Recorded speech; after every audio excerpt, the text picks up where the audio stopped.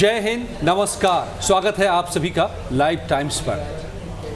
भारत और चीन के बीच में एक बड़ा समझौता, शांति की कोशिश कामयाब हुई है और जिसकी वजह से जो दोनों की सेनाएं पिछले 10, 12, 15 सालों से खड़ी थी एक दूसरे की आंखों में आंखें डाले हुए, जिससे कभी भी वॉर ट्रिगर हो सकता था, वो हालात अब खत्म हो रहे हैं। डिसएंगेजमेंट्स हो रहे हैं आखिरी उन 2 पॉइंट्स पर जहां पर अब तक सेनाएं जमी हुई थी। तो सवाल ये है कि ये कैसे मुमकिन हो पाया है, इसके पीछे की क्या वजह हैं। बहुत सारी वजह कही जा रही है कि इंटरनेशनल डिप्लोमेसी या भारत की कोशिशें या तमाम जो रणनीतिक तौर पर, डिप्लोमेटिक तौर पर कोशिशें हुई हैं, या जो हालात बने हैं रूस के लिए ये मुफीद हो गया था कि अगर ब्रिक्स मजबूत होता है, ब्रिक्स के कंट्रीज़ मजबूती से एक साथ आते हैं तो ये नाटो और अमेरिका पर दबाव बनाने का काम होगा और उससे रूस को सहूलियत मिलेगी जो यूक्रेन में फंसा हुआ है रूस। ये तमाम तरह की बातें हैं, लेकिन इस सब के बीच में मेरे साथ धर्मेंद्र सिंह जी जुड़े हुए हैं और ये एक इनसाइड स्टोरी लेकर आए हैं जो थ्योरी आपको भी चौंका सकती है और वाकई इसमें दम है। तो आइए समझते हैं धर्मेंद्र जी से वो इनसाइड स्टोरी क्या है, क्यों ये भारत चीन का समझौता हो पाया। देखिए, बहुत समझना जो मुश्किल है, क्योंकि राजनीति और रणनीति और कूटनीति ऐसी चीज़ होते हैं जिसको समझना जो बहुत मुश्किल होता है। पर्दे के बाहर कुछ होता है, पर्दे के अंदर कुछ होता है। अब सडनली देखिए 4 सालों से ये सब चल रहा था और सडनली ब्रिक्स के बैठक 21-22 दौर की बातचीत हो चुकी थी। ब्रिक्स के बैठक में ही ऐसा क्यों हुआ? तो इसमें थोड़ा ये बोला जाता है पुतिन का भी रोल है, लेकिन सबसे बड़ा घरेलू रोल माना जा रहा है। उसकी ये वजह है कि चीन की इकोनॉमी बहुत ख़राब हो रही थी।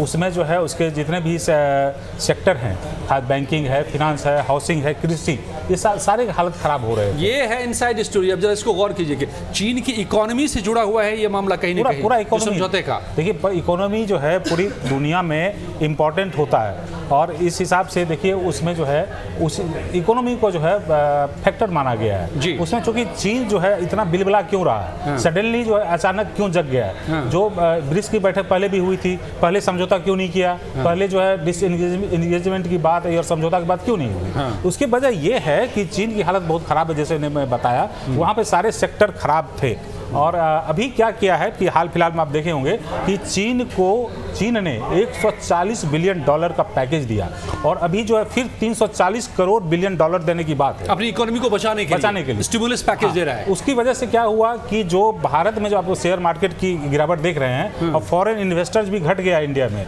उसका जो इन्वेस्टमेंट है घटा है। तो उसकी वजह है कि ये इन्वेस्टर जो है विदेशी को क्या चाहिए? पैसा कमाना है, तो पैसा जहाँ भी पैसा मिलेगा वहाँ जाएगा। तो ये अब जो इन्वेस्टर जो है वो चीन की तरफ जा रहे हैं, क्योंकि पैकेज दिया गया है इसकी वजह से। उसके बाद थोड़ा सा इकोनॉमिक ईजिंग भी हुआ है। सपोज दैट वहाँ पे जो बड़ी बड़ी कंपनियां थी उसमें ये बोला जा रहा था कि चीन ये जो है कम्युनिस्ट पार्टी के लोगों को डायरेक्टर बनाया जा रहा था, जिसकी वजह से वहाँ पे कंपनियां जो है दूसरे जगह माइग्रेट करने के लिए सोच रही थी और सोच रही है। क्योंकि आपको पता है कि सैमसंग और दूसरी कंपनियां जो है भारत में आने की बात आ रही है, दूसरे देशों में जाने की बात आ रही है। तो ये बहुत बड़ा फैक्टर था। चीन घबरा गया, डर गया कि कैसे चलेगा, क्योंकि उसके आपको पता है कि हम लोग भारत में बेरोजगारी दर की बात करते हैं, वहाँ पे बेरोजगारी दर कितनी है? 20% है। 20% बेरोजगारी है यंग में। हाँ, 18 से 20% है वो युवा वर्गों में। और दूसरी बात, बड़ी बात है जो है भारत और चीन के बीच जो $100 बिलियन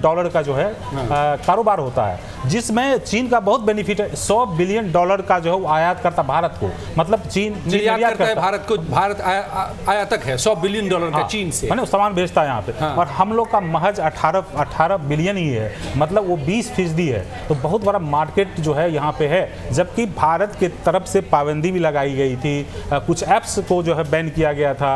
प्लस जो उसके टेलीकम्युनिकेशन कंपनी हुवई मेरे ख्याल से उसमें पाबंदी, उसको लाने की बात थी। बहुत चर्चा चल रही थी। टिकटॉक को बंद किया गया था, टिकटॉक को बंद बहुत पॉपुलर हो रहा था इंडिया में एक दौर में। उस तरह की पाबंदी लगाई गई और उसके बाद उसको लग रहा है कि वहाँ पे देखिए कि ट्रंप से भी डरा है है, क्योंकि ट्रंप को के आ जाने से वहाँ पे जो चाइनीज सामान जाएगा उस पर टैरिफ लगाया जाएगा 60%, क्योंकि अमेरिका अपने हित की बात कर रहा है और चीन की इकोनॉमी ऐसी है, चीन का प्रोडक्ट ऐसा है पूरे दुनिया में फैल रहा है। लेकिन चूंकि चीन की लड़ाई हर देशों से है, क्योंकि अब रसिया 5-6 कंट्री से दे दीजिए, यूरोपियन कंट्री से है, अड़ोस पड़ोस से भी उसको दिक्कत है, उसको जापान से दिक्कत है, उसको साउथ कोरिया से दिक्कत है, इंडिया से दिक्कत है, ताइवान से दिक्कत है, उधर आप अमेरिका से तो है ही। तो उसकी बाजार जो है सिकुड़ती जा रही थी, उसकी ज़मीन सिकुड़ती जा रही थी। तो जब स्थिति बहुत खराब होने लगी, कृषि सेक्टर जो हाउसिंग उसके घर बने हुए हैं बिक नहीं रहे हैं, तो वो पैनिक में आके जो है ऐसा कदम लिया। मतलब अपने अपनी पूरी स्ट्रेटजी पर, पूरी पॉलिसी पर, पूरी नीति पर कहीं ना कहीं सोचने को मजबूर हुआ है। एंड दैट मेक्स सेंस जो कह रहे हैं धर्मेंद्र जी। आप याद कीजिए कि टिकटॉक का दौर याद कीजिए और कैसे वो बंद हुआ और कैसे लोगों ने उसके बाद से चाइनीज प्रोडक्ट्स का आम लोगों ने भी बहिष्कार करना शुरू किया। पीएम मोदी ने उस वक्त में नारा दिया था। ये सब हुआ था गलवान के बाद, जब गलवान में खूनी झड़प हुई थी, हमारे कई सैनिक शहीद हो गए थे। तो उसके बाद एक तरह का माहौल देश में बड़ा एंटी चाइना सेंटीमेंट डेवलप हुआ था और बहुत सारे लोग इसमें शामिल हुए कि चाइनीज प्रोडक्ट का बहिष्कार करना चाहिए, नहीं खरीदना चाहिए। और ये भावना लोगों में आई और पीएम ने भी ग्लोबल का नारा उसी दौर में दिया। सीधे सीधे ये नहीं कहते हुए कि चाइना के प्रोडक्ट को मत लीजिए, लेकिन लोकल का नारा दिया, वोकल फॉर लोकल वाला कैंपेन चालू किया। और उसके बाद बहुत सारी चीज़ें जो दिया से लेकर के और गणेश जी तक लोग हम आप खरीदते रहे दिवाली में, अभी भी बड़े पैमाने पर ये सब आते हैं। और बाकी जो बड़े बड़े प्रोडक्ट्स हैं, हेवी मशीनरीज हैं, बहुत सारी चीज़ें हैं जो चाइना से बताया आपने, जैसे कि $100 बिलियन का जो उस समय प्रदर्शन भी हुआ था, जो गलवान पे जो हुआ था, 20 सैनिक करीब मारे गए थे, हम लोग शहीद हुए थे, उसमें भारत में गुस्सा था और चाइनीज सामान को बायकॉट करने की बात करने लगे थे। एंटी चाइनीज एक सेंटीमेंट बना रहा है उसके बाद से। लेकिन सबसे ज़्यादा इंपॉर्टेंट है यूएस चैम्बर्स ऑफ कॉमर्स के अनुसार जो है 50 कंपनियां जो है वहां पे छोड़ने के लिए तैयार थी और उसमें 15 जो भारत आने के लिए तैयार। और लगातार भारत उनको कह रहा था कि आप हमारे यहाँ आए, हम आपको ये फैसिलिटीज दे रहे हैं। और कई कंपनियां शिफ्ट हो रही क्योंकि वहाँ पे चूंकि वो कम्युनिस्ट पार्टी की एंट्री हो रही थी, हर जगह जो है वहाँ पे दबदबा बढ़ रहा था और उस ढंग से जो है जो बिजनेस क्लास हैं, जो इन्वेस्टर हैं, उनके लिए कंफर्टेबल नहीं लग रहा था। तो उसको लगा कि हम दूसरे जगह जाएं। तो उसकी इकोनॉमी जब खराब होने लगी, जैसे मैंने बताया, कृषि, हाउसिंग, बैंकिंग, फिनांस सब में गड़बड़ी थी, बेरोजगारी दर 18% थी, बड़ी कंपनी रिलोकेट करने के लिए सोच रही थी। तो उसके बाद उसको लगा कि पैनिक हो गया, रही इकोनॉमी मेरी खराब हो रही है, भारत से भी रिश्ता खराब है, प्लस यूरोप से भी मेरा रिश्ता खराब है। तो फिर जो है एक कदम, चूंकि एक जो पैकेज दिया गया और दूसरा भारत से संबंध चूंकि बनाने की कोशिश कर रहा है। हालांकि ये अलग बात है कि चीन पे कब विश्वास किया जाए, कब नहीं किया जाए। कल उसकी इकोनॉमी ठीक हुई तो हो सकता है फिर बदमाशी करे, बदल जाएंगे, फिर बदल जाएंगे। मतलब इस वक्त चाइना की इकोनॉमी ढलान पर जाती नजर आ रही है। तो इस बात से घबरा करके चीन ने स्थितियों को बदलने की कोशिशें शुरू की है, जिसमें भारत से संबंध बेहतर करना, भी रूस से भी कोई बहुत अच्छे संबंध उसके नहीं रहे हैं, परंपरागत दुश्मन रहे एक दूसरे के। लेकिन इस वक्त वो अभी जो है, चूंकि अमेरिका के बीच जो रूस का चल रहा है, चीन से भी चल रहा है, तो कभी कभी होता है दुश्मन का दुश्मन दोस्त हो जाता है, दुश्मन का दुश्मन दोस्त होता है। तो वही कर रहा है। तो मेन फैक्टर जो अभी सबको आश्चर्यजनक लग रहा है, सब जो है स्पेकुलेशन कर रहा है, चीन का अचानक हृदय परिवर्तन क्यों हो गया। लेकिन आप जानते हैं, चूंकि घर हो या देश हो या जो है विदेश हो, तो वो इकोनॉमी फैक्टर जो है, इकोनॉमी ही सारी चीज की, सारी आज़ादी का जो है एक जड़ होता है। क्योंकि आप शिक्षा देख लें या जो इतना आप अपने देश में ही देख लें कि एक जो है एक डिफरेंसेस है गरीब अमीर का। जैसे कि इकोनॉमिक फ्रीडम आने से देखिए महिलाओं में कितना ग्रोथ हो रहा है, गरीबों में कितना ग्रोथ आ रहा है, कितना कॉन्फिडेंस आ रहा है, सब आदमी जो है, मतलब इसको आप कहें लेमैन लैंग्वेज में, तो जैसे ही 4 पैसे किसी के पास आ जाते हैं तो अक्सर दिखता है कि उसकी धौंस बढ़ जाती है, धौंस जमाने लगता है। तो वही धौंस जमा रहा था चाइना, लेकिन अब उसी की मारी हालत खराब होती जा रही है और उसको दिखाई दे रहा है भविष्य भी अपना कि वो ढलान की तरफ बढ़ रहा है। तो वो उसकी अकड़ थोड़ी ढीली पड़ती जा रही है। हाँ, ये आप बड़ी वजह क्या है? वही वजह इकोनॉमी फैक्टर ही है, क्योंकि इसमें बहुत सबको लग रहा था कैसे अचानक हो गया। यदि हो भी गया तो उसको लगा कि भाई ये तो बस ना तो चीन इस तरह का बयान दिया, उसने कम्युनिकेशन की बात किया, जिनपिंग ने कम्युनिकेशन बातचीत की बात किया, कभी जो पेट्रोलिंग करने की बात नहीं किया, वहाँ से कभी हटने की बात नहीं किया। लेकिन अचानक आज जो है डिसएंगेजमेंट हुआ, जो 2 हम लोग का जो पॉइंट है, देपसोंग और ये एक जो और जो है, वहाँ से अचानक हटने के बाद लगा इसका कुछ है। क्योंकि लोग, चूंकि सरकार पे भी जो विपक्ष है उसको भी विश्वास नहीं हो रहा था, लग रहा था ब्रिक्स में, और ये बहुत दिनों से फंसा हुआ था मामला। 2008-2013 से ही ये दोनों पॉइंट जो थे यहाँ पर चाइनीज आर्मी टिकी हुई थी और इंडिया की भी आर्मी थी और वहाँ पर परमानेंट सेटलमेंट्स डेवलप हो गए थे। ये देखिए, ये 2 पॉइंट जो है मोदी समय से जब पीएम बने थे उसके पहले से था। हाँ। लेकिन जैसे गलवान वाला मामला आया तो वहाँ पे पेट्रोलिंग करने से रोका गया और प्लस जो है आगे बढ़ के जो है उसकी एक मंशा थी कि हम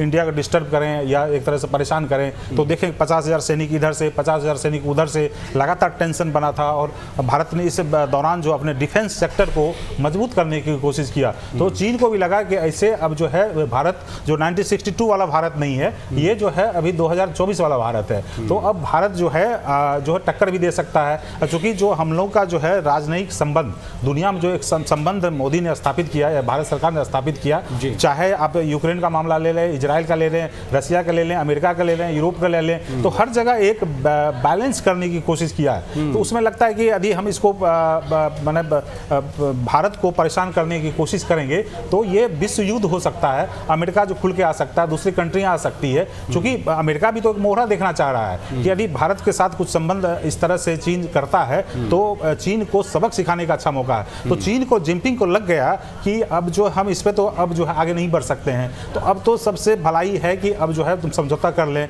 इस समय इकोनॉमी भी खराब हो रही थी, तो इकोनॉमी को मजबूत करने के लिए एक चाल चली गई है और उसमें अभी फिलहाल जो देख रहे हैं आप बाजार में लगातार आप अभी 85,000 जो है आपका सेंसेक्स चला गया था, अभी 80,000 करीब पहुंच गया। करीब 10 से 15 लाख करोड़ का नुकसान हुआ है पिछले कुछ दिनों की बात करीब 10 से 15 लाख का हुआ होगा। आज का डेटा अभी तक नहीं आया है। तो उससे ये हुआ है कि आप देखेंगे फॉरेन इन्वेस्टर लगातार पैसा निकाल रहा है 10 दिन से, क्योंकि जब से पैकेज दिया गया है तब उधर जा रहा है। तो आप उसका एक इकोनॉमिक, चूंकि आर्थिक जो कमाने वाले हैं बिजनेसमैन हैं, जैसे अब अमेरिका में समझ लीजिए फेडरल रेट बढ़ा दिया जाता है तो वहाँ पे फिर जो है लोग इन्वेस्ट करते हैं, वहाँ पे बैंक में जमा कर देते हैं, फिर रेट घटता है तो फिर दूसरे जगह पैसा लगाते हैं। कारोबारी को तो जहाँ मुनाफा ज़्यादा दिखेगा वहाँ की तरफ वो बढ़ता है। तो कुल मिलाकर के जो आप कह रहे हैं धर्मेंद्र जी, ये देखिए भारत की हैसियत बढ़ी है अंतर्राष्ट्रीय मंचों पर, अंतर्राष्ट्रीय पटल पर, इसमें कोई शक नहीं है। जो हमारे संबंध हैं, ताल्लुकात हैं पूरी दुनिया में, वो काफ़ी देशों से मजबूत हुए हैं।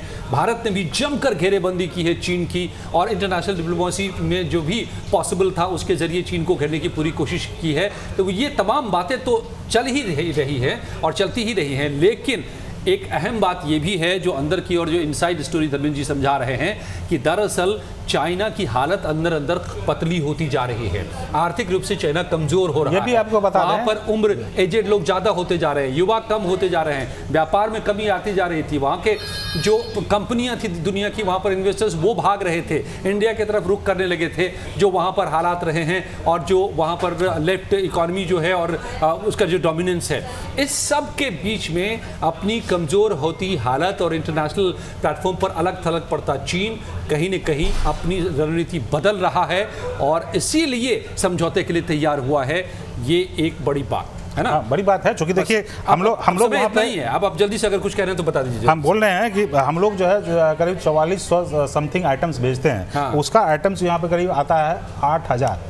हाँ। और जो खास करके आपका जो है इलेक्ट्रॉनिक्स गुड्स पे उसका कब्जा है। तो आप देखते होंगे चैनी बल्ब, दीपावली में छोटे मोटे चीज़, तो वो हम लोग मैंने कोशिश किया गया था कि चीन को सबक सिखाया जाए, लेकिन जो उस ढंग से नहीं हो पाया, क्योंकि कुछ ना कुछ मजबूरी होती है, उस मजबूरी से उसका व्यापार बढ़ा ही है। मतलब 100 मिलियन जो बताया, और हम लोग का करीब $18 बिलियन ही जो है हम लोग वहाँ पे एक्सपोर्ट कर पा रहे हैं और इम्पोर्ट हम करीब $100 बिलियन के आसपास कर रहे हैं। तो ये एक बड़ी वजह है पैसा के मामले में चीन कमज़ोर थोड़ा पड़ा है, तो हेकड़ी कम हुई है उसकी, बेहतर संबंध करना चाह रहा है, लेकिन इसका फ़ायदा भारत अभी इन जो कन्फ्लिक्ट था जहां पर कुछ पॉइंट्स पर वहां तो उठा लिया, जो बड़ा विवाद है भारत और चीन के बीच में उस तरह भी आगे बढ़ पाता है भारत।